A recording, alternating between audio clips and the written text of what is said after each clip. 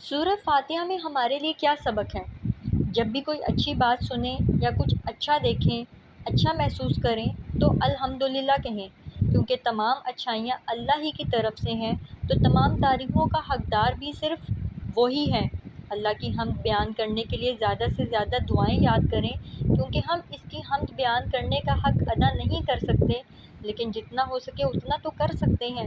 اللہ تعالیٰ نے اس کائنات کو رنگوں سے کیوں بھرا ہے؟ وہ جانتا ہے ہم انسان ہیں، ہم بھول جاتے ہیں۔ اس نے اسی لیے پوری کائنات میں ہر جگہ اپنی نشانیاں بنائی ہیں کہ تم جب بھی انہیں دیکھو تم اللہ کو یاد کرو اور اس کی حمد بیان کرو۔ حمد شکر نہیں ہے بلکہ شکر حمد سے ہے۔ ہم شکر تب کرتے ہیں جب ہماری پسند کا کام ہو جائے، لیکن حمد یہ ہے کہ تمہارے ساتھ اللہ نے احسان والا معاملہ کیا ہے یا نہیں، تم پھر بھی اس کی تعریف کرو، کیونکہ تم جانتے ہو کہ سب کچھ بہترین طریقے سے انجام دینے والی ذات اللہ کے سوا اور کوئی نہیں ہے۔ پھر جب وہ تمہارے ساتھ احسان والا معاملہ کرتا ہے تب تم حمد کے ساتھ شکر کو تو ایڈ کر لیتے ہو، بس کچھ تمہاری پسند سے ہو رہا ہے یا نہیں۔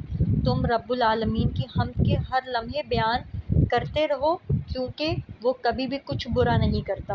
بے شک اس پوری کائنات اور ایسی تمام کائناتوں کا مالک رب اللہ ہے۔ بے شک تو تمہیں کیا چیز اس سے مانگنے سے روک رہی ہے؟ تمام قدرتیں تو صرف اسی کی ہیں۔ غمی، پریشانی، مصیبت تو تمہارے لیے ہے، اس کے لیے تو نہیں۔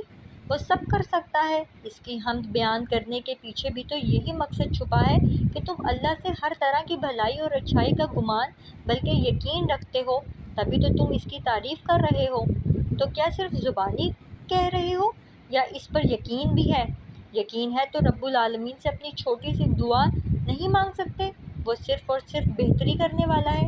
تو تمہیں یہ کرنا ہوگا کہ جب بھی اس کی حمد بیان کرو تبھی تم اس کے لیے اس سے اچھائی اور بہتری مانگو، کیونکہ وہ کہتا ہے مجھ سے جیسا گمان کرو گے میں اپنے بندے کے ساتھ ویسا ہی معاملہ کروں گا۔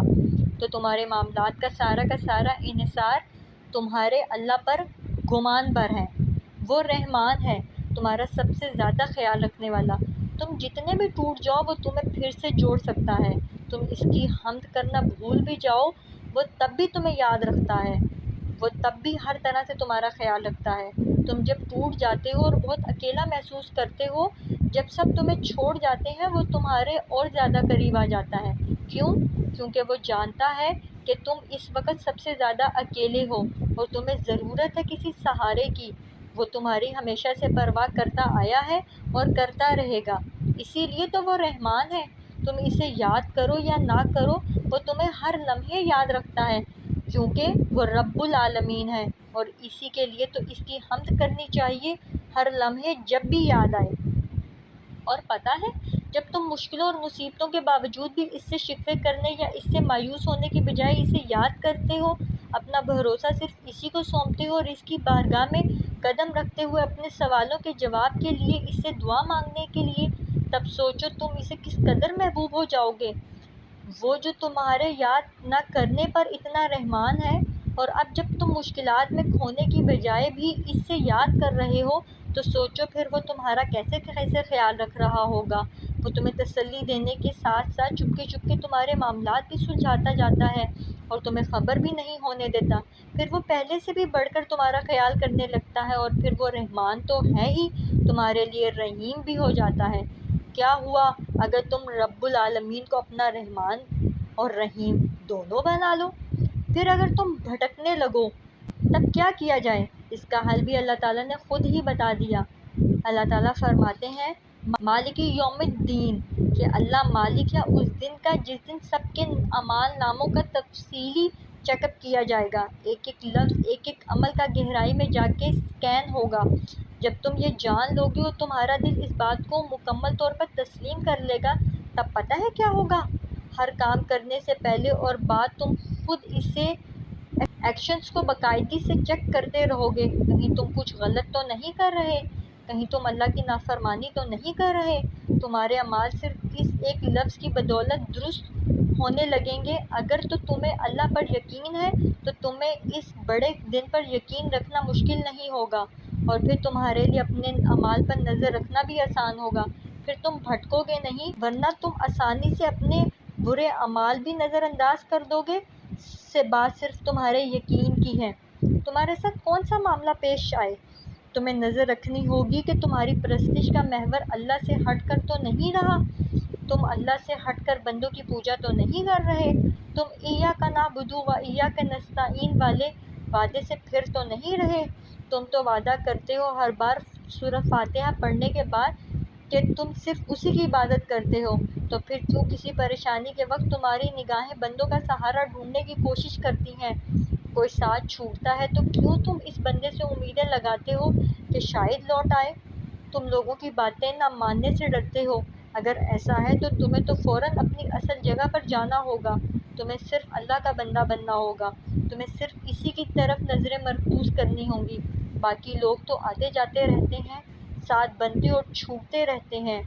ایک اللہ سے جڑا ساتھ نہیں چھوٹنا چاہیے، ورنہ سب چھوٹ جائے گا۔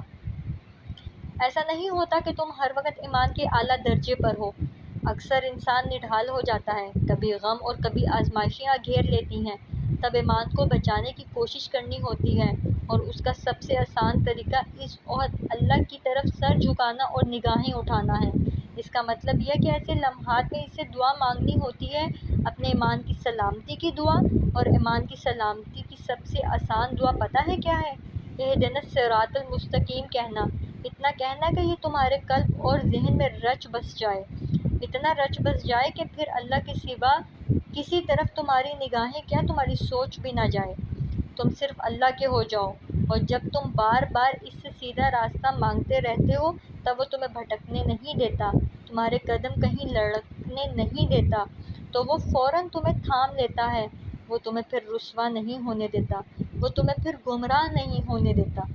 اپنے دعاؤں میں یہ دعا ہمیشہ شامل رکھنی ہے، اور سب سے اوپر یہی دعا رکھنی ہے کہ جو بھی ہو جائے، کتنی ہی مشکلیں، آزمائشیں، مصیبتیں آ جائیں، ہمیں ذالین نہیں بننا۔ ذالین بھٹکے ہوئے وہ لوگ ہیں جو اپنے آپ کو اللہ کی رحمت سے خود دور کر دیتے ہیں، جو بار بار اللہ کا انکار کر کے اللہ سے دور بھاگتے ہیں، جو بالآخر اللہ سے خود کو اتنا دور کر دیتے ہیں کہ ان سے واپس نہیں آیا جاتا اپنے اللہ کی طرف، جن پر صرف اللہ کا غضب ہوتا ہے۔ ہمیں اللہ کے پسندیدہ بندوں میں شمار ہونے کے لیے اللہ سے ہر لمحے کانٹیکٹ میں رہنا ہوگا، اور اس سے کانٹیکٹ کا فوری اور آسان طریقہ دعا ہے۔ جب مرضی اسے پکار لو، وہ فوراً سن لیتا ہے۔ تم چاہتے ہو وہ تمہیں سنے، تو خود کو اس کے قریب کر لو، اس کی بات مان لو، وہ صرف تمہاری بھلائی چاہتا ہے۔